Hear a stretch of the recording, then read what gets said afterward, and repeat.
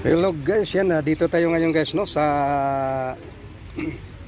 Qatar Peaceport guys na. Yan dito tayo sa Peaceport ngayon. Ito yung kanilang ano to daungan ng mga bangka guys, yung ginagamit nila ng pangingisda. Kasi dito rin sa Qatar guys, mayroon ding karamihan din sa ibang hanap buhay dito, mayroon ding pangingisda. Kaya ito po yung pakita ko po sa inyo guys no. Ito yung kanilang mga bangka na ginagamit sa pagpangisda.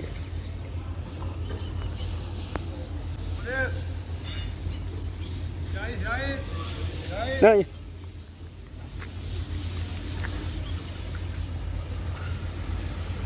Where this going? Ayan guys no, ito yung yung kanilang kuan din dito, isang buhay na dito. Yan guys no, yan salamat sa iyo pagpanood guys ha. Thank you.